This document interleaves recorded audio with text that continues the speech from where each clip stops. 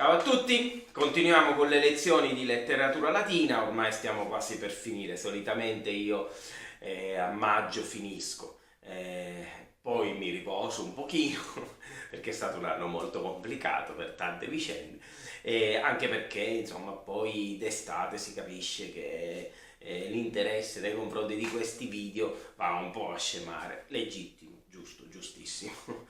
Innanzitutto, prima di cominciare, vorrei salutare una mia nuova amica, Lucia Miccoli, e oggi cominciamo facciamo la lezione su uno dei più grandi poeti latini, Virgilio.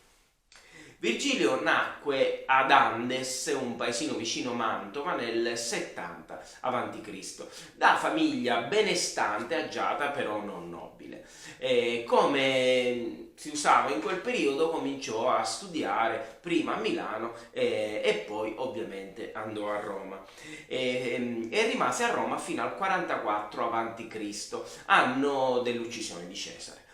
Siccome capì che insomma in quel periodo a Roma poteva esserci qualche problema, perché all'inizio Roma era nel caos, e quindi lui pensò bene di tornarsene al paesello e rimase lì per qualche anno, fino a quando tra il 42 e il 41 a.C. Gli furono espropriate delle terre. Perché gli furono espropriate? Perché c'era stata la battaglia di Filippi nel 42 a.C. tra i tre triumviri, quindi Ottaviano, Marcantonio e Lepido, contro le ultime forze repubblicane comandate dagli assassini di Cesare e degli ultimi pompeiani, seguaci di Pompeo. E quindi dopo la battaglia di Filippi le forze repubblicane vengono definitivamente sconfitte. Il problema è... Scusate, quando i vincitori tornavano a casa, come premio partita, diciamo così, regalavano delle terre ai veterani di guerra, ai soldati che avevano combattuto, avevano portato a casa questa vittoria.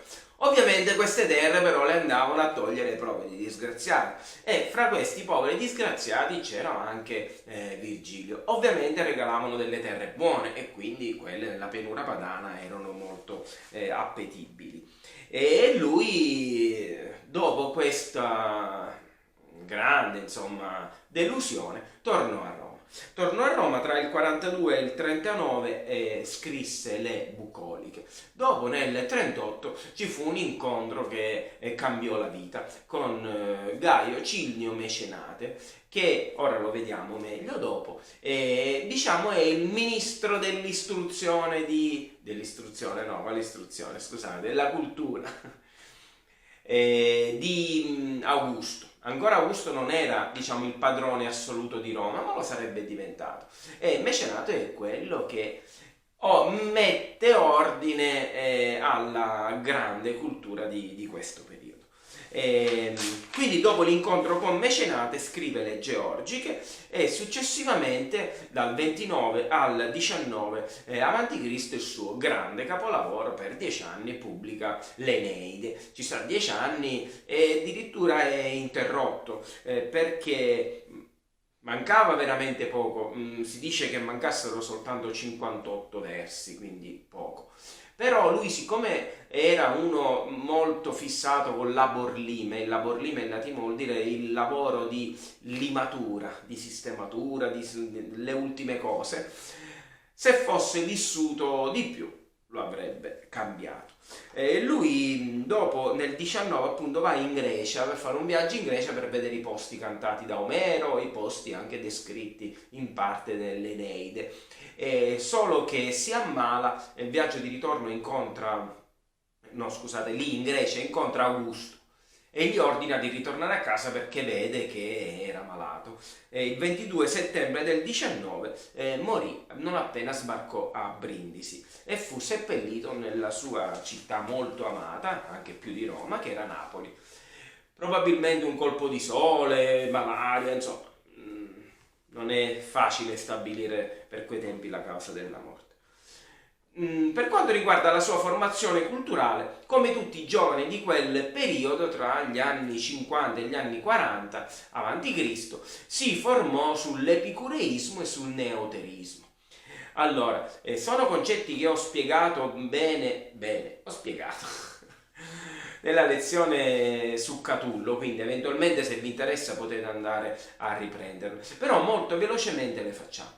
L'epicureismo è una dottrina filosofica portata avanti ovviamente da Epicuro e per quei tempi era la dottrina, tra virgolette, un po' dissidente.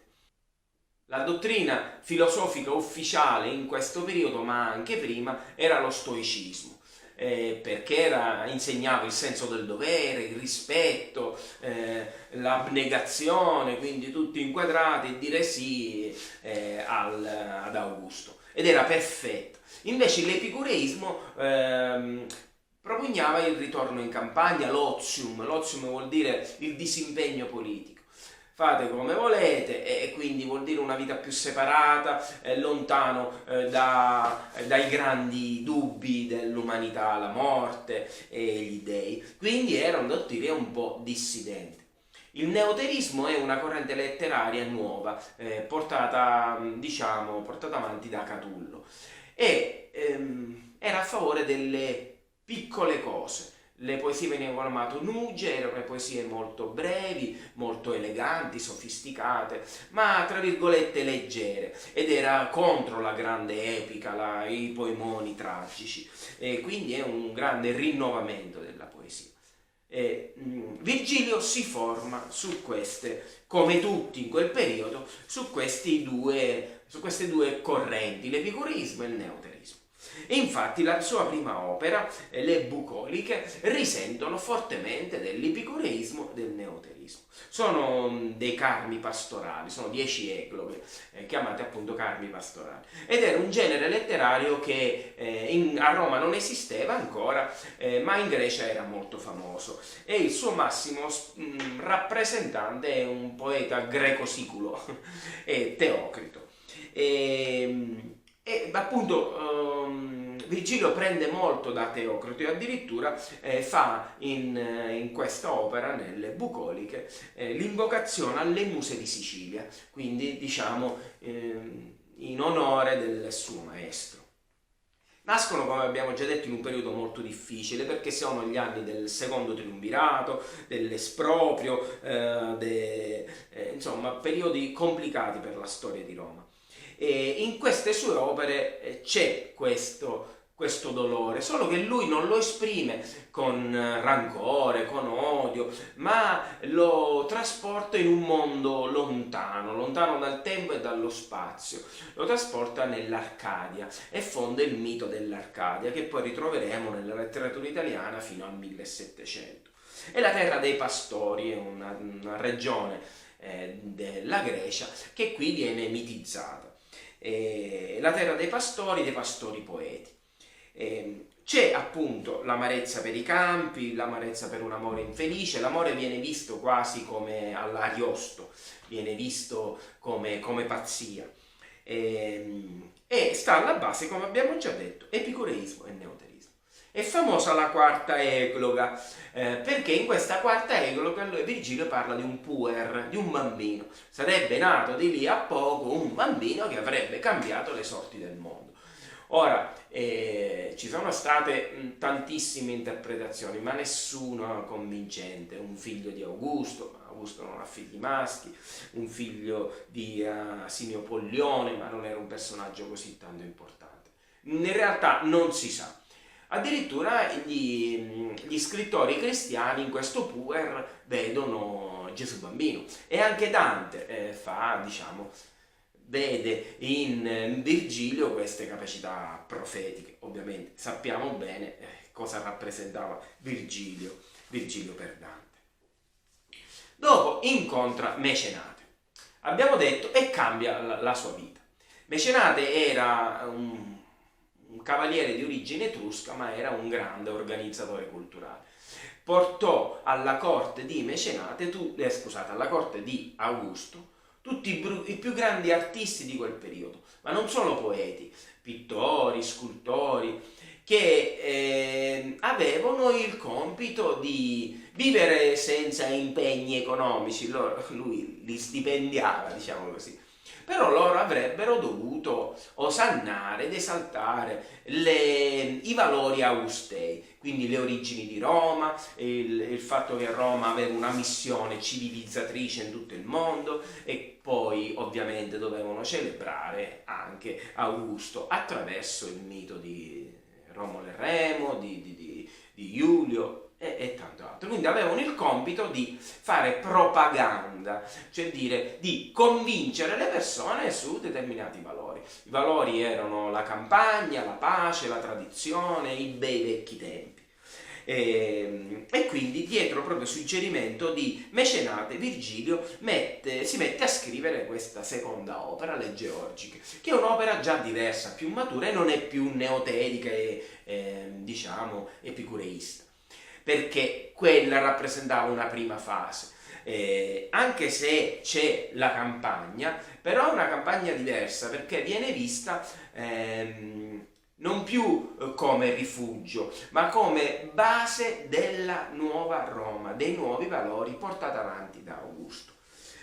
È un'opera didascalica, nei libri c'è scritto così, un'opera didascalica, ma nessun libro di letteratura latina si pone il problema: ma chi vuol dire didascalica? Ma perché non lo spiegano? Come se i ragazzi lo sapessero. In realtà non lo sanno, ma è ovvio, non è un termine che si usa più, lo trovate scritto ovunque, ma nessuno si prende la briga di spiegarlo. Un'opera didascalica vuol dire un'opera informativa, quasi didattica, che dà delle informazioni. Infatti lui affronta tutti i problemi dell'agricoltura, anche se fa tantissime grandi digressioni. Parla dell'età dell'oro, parla appunto dell'agricoltura e della tradizione, che sono le due parole d'ordine di Augusto e quindi di Mecenate. Dopo la terza grande opera, la più grande di tutte, è l'Eneide, che viene scritta tra il 29 e il 19 a.C. Abbiamo già detto che è rimasta incompleta per la morte di Virgilio, ma siccome mancava pochissimo fu pubblicata ugualmente. In realtà Virgilio, siccome non aveva dato l'ultima sistemazione, aveva ordinato ai suoi amici di bruciarla e di non pubblicarla, ma i suoi amici non l'hanno fatto, per fortuna, l'hanno sistemata, e poi appena l'ha vista Augusto ha detto: non se ne parla assolutamente, pubblicate così. E come abbiamo già detto, credo di averlo già detto, non mi ricordo, ma lo ripeto, sono 12 libri in esametri.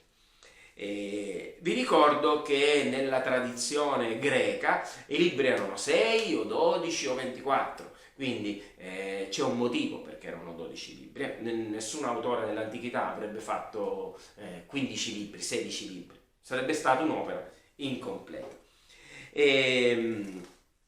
È un poema epico che esalta il personaggio di Enea, e quindi attraverso Enea il mito di Roma e il mito di Augusto. Perché? Perché Enea aveva un figlio che si chiamava Ascanio, e i latini hanno sempre chiamato Iulio.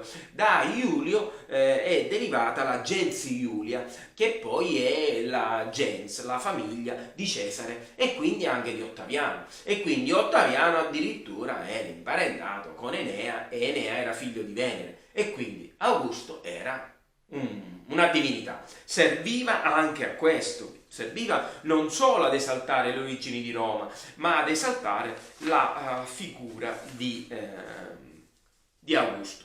I primi 6 libri trattano del viaggio di Enea da Troia fino all'arrivo nel Lazio, e richiamano nella struttura ovviamente l'Odissea, che è l'opera nella quale si parla del tema del viaggio, anche se è un viaggio un po' diverso, non è un viaggio verso l'ignoto. Gli altri 6 libri, quindi dal 7 al 12, invece parla della guerra che Enea ha dovuto affrontare dopo essere arrivato nel Lazio.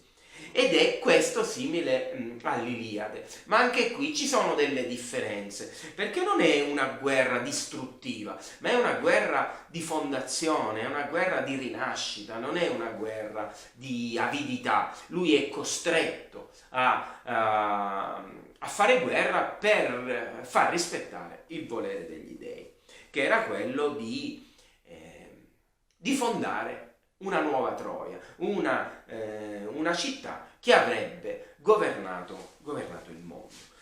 La struttura in parte è simile appunto a quello dei poemi omerici. All'inizio c'è il proemio famosissimo, Arma virumque canò, Troieque primus aboris, che sarà ripreso anche da Ariosto, da Tasso. Poi abbiamo l'invocazione alle muse, sempre tratta da Omero, e poi abbiamo la trattazione vera e propria.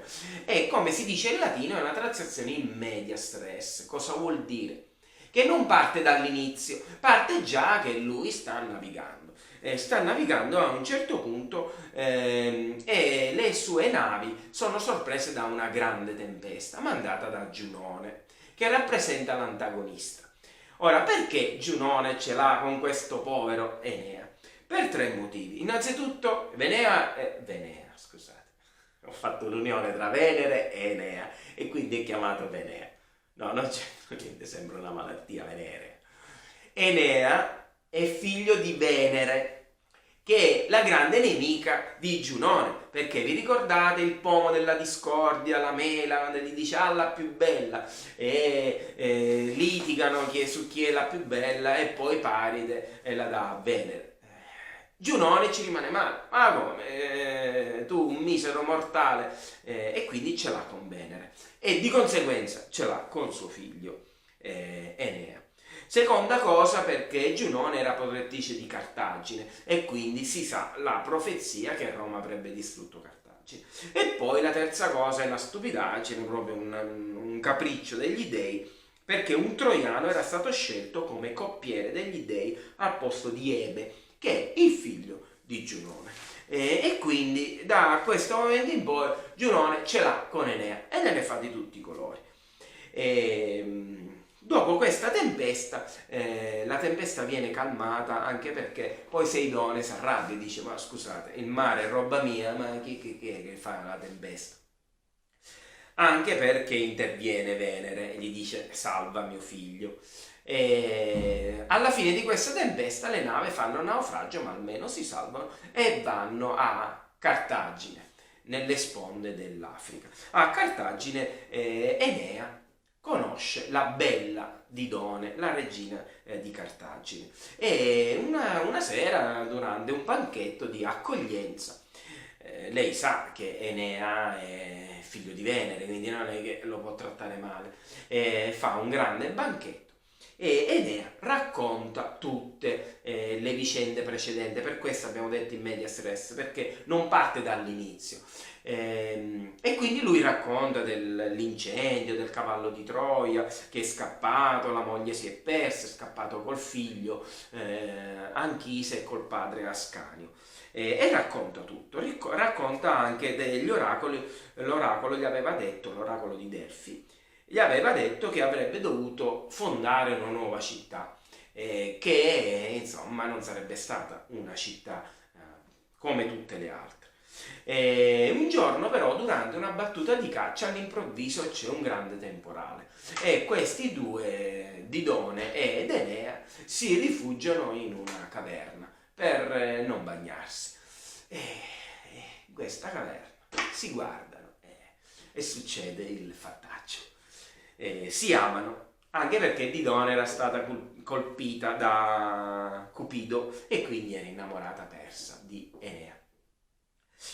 Enea, vabbè, ci sta, tra i due nasce una relazione, lo viene a sapere Zeus e dice: ma come? Tu sei inviato dagli dei, hai un compito voluto dagli dei, devi andare a fondare Roma, non è che ti puoi mettere a pressare le femmine, e devi lasciare perdere. E lui, essendo Pius, ora vediamo cosa vuol dire, obbedisce.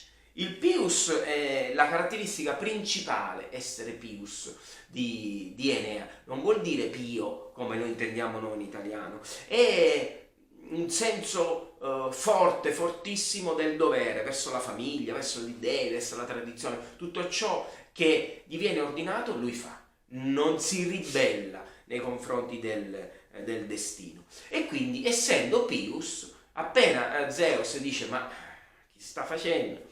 Lui subito ubbidisce, glielo dice a quella povera Didone, mi dispiace, devo andare, questa sembra la canzone dei Pooh, mi dispiace, devo andare, forse gliela canta, lasciamo perdere che è me. Però cosa fa sto deficiente di Enea? Ad una donna appena lasciata, non è che gli puoi regalare una spada, ma anche tu, intelligente, gli va a regalare la spada. Questa qua vede le navi troiane che se ne vanno, prendono il largo, si infilza con la spada regalata da Enea e poi, mentre c'è, si butta sul fuoco. Poi un altro naufragio, arriva ad Erice in Sicilia, posto meraviglioso. E Giunone, sembra lo zampino di Giunone, convince le donne a bruciare le navi per restare lì. Ha detto: siete stanche di viaggiare, restate in Sicilia, è un posto meraviglioso. Vabbè, ma io sono di parte. E quindi non andate in giro, anche perché così non avrebbero fondato Roma. E anche qui, diciamo, l'incendio, le donne incendiano le navi, ma Zeus interviene e spegne con un temporale le navi. Dopo se ne va a Cuba e...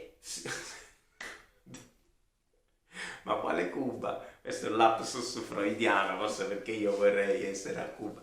No, se ne va a Cuba, no a Cuba, vabbè, perdonatemi. Non c'è bisogno che la taglio, va, se ne va a Cuba, vicino Napoli, e incontra la Sibilla cubana, che gli dice che appena arrivi nel Lazio devi combattere, preparati. E poi va all'inferno, va nell'Ade, diciamo, è lui stesso che glielo dice alla Sibilla cubana, cubana, di nuovo, Sibilla cumana, fammi andare all'Ade, nell'Ade, per incontrare mio padre. Questo viaggio negli inferi è molto importante perché dà lo spunto a Dante per il viaggio. Infatti c'è l'Acheronte, Cerbero, ci sono tutti i personaggi che poi Dante metterà nell'inferno. Incontra anche Didone, ma Didone non lo degna nemmeno di uno sguardo, lui passa, la guarda e lei zitta, niente. E incontra anche ovviamente suo padre. E qui finisce la prima parte. La seconda parte comincia quando lui approda nel Lazio.